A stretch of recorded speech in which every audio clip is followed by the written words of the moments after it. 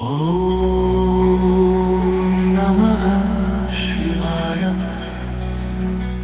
ఓం నమః శివాయ. ఓం నమః శివాయ.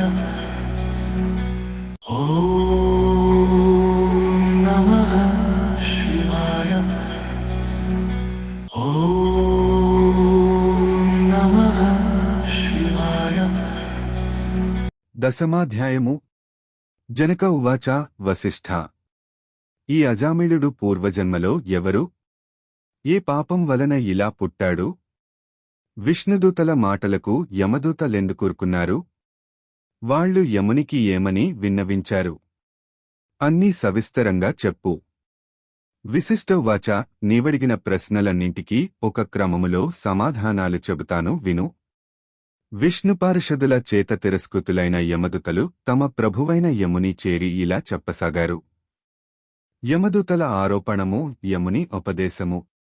అయ్యా పాపాత్ముడును దురాచారుడును నిందిత కర్మాచరణపరుడు అయిన అజామిళుని యందలి జీవుని తెచ్చే సమయంలో విష్ణుదూతలు మమ్మల్ని అడ్డగించి అతనిని మానుంచి విడిపించి తమతో వైకుంఠానికి తీసుకొని వెళ్లారు.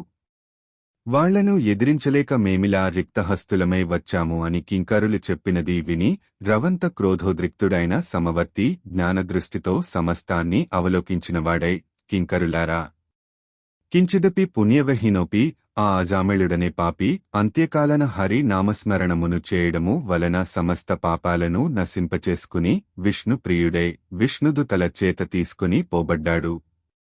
తెలిసి తాకినా తెలియక తాకినా దహించవలనను కోరిక లేకపోయినప్పటికీ సమస్త జాతులను అగ్నిదహించునో అదే విధముగా దుష్టాత్ములే మహిమను తెలుసుకోలేకపోయినా ఆ శ్రీహరి యొక్క నామస్మరణమును చేసినంత మాత్రము చేతనే వారి సమస్త పాపాలు దహించబడిపోతాయి. ఇక భక్తిభావముతో స్మరించినవారు కేవలము కైవల్య పథగాములే అవుతారు అంటూ సేవకులను ఎంతవరకు చెప్పాలో అంతవరకు మాత్రమే చెప్పి యముడు మరింత పూర్వాలోచనాపరుడయ్యాడు. అజామిళుని పూర్వజన్మ. అజామిళుడు అతని పూర్వజన్మలో సౌరాష్ట్రదేశములో శివార్చకుడుగా ఉండేవాడు. ఆ జన్మలో కూడా స్నానసంధ్యాచరణాది రహితుడు, దైవేతరచిత్తుడు, దైవద్రవ్యాపహరి అయి ఉండేవాడు. బ్రహ్మణుడై ఉండి కూడా ఆయుధపాణియే దుష్టులతో స్నేహమును చేస్తూ తిరిగేవాడు. అర్చకుడై ఉండి కూడా వివిధాభరణ భూషితుడై స్వేచ్ఛావిహారాలు చేసేవాడు. బహుభాషియే యవ్వనములో ఉండేవాడు. ఆ కాలానికి అదే గ్రామంలో ఒక దరిద్ర బ్రహ్మణుడుండేవాడు. అతడు దరిద్రపీడితుడై అన్నము కొరకై పట్టణములు పల్లెలు తిరుగుతూ యాయవార వృత్తిని అవలంబించి ఉన్నాడు.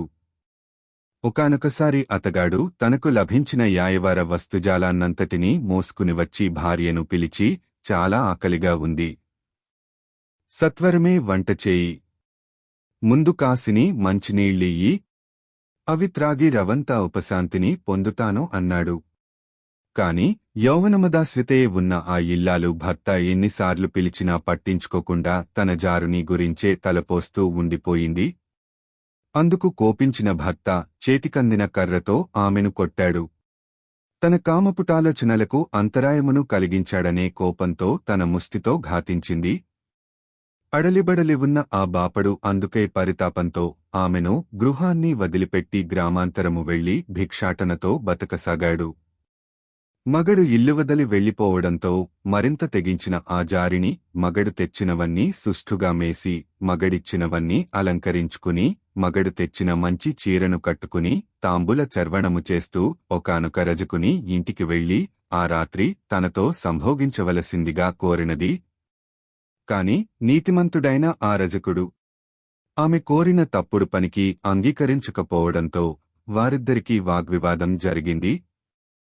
అంతటితో వాంఛితార్థం నెరవేరని ఆ బ్రాహ్మణజారిని వీధినపడి రసికులను వెతుక్కుంటూ పోతూ ఇతఃపూర్వం చెప్పబడిన ఈశ్వరాలయార్చకుని చూసి సురత క్రీడలకాహ్వానించింది. బ్రహ్మణుడైన వీడు ఆమె పరస్త్రీ అని కూడా ఆలోచించకుండా అంగీకరించి ఆ రాత్రంతా ఆమెతో సుఖించాడు.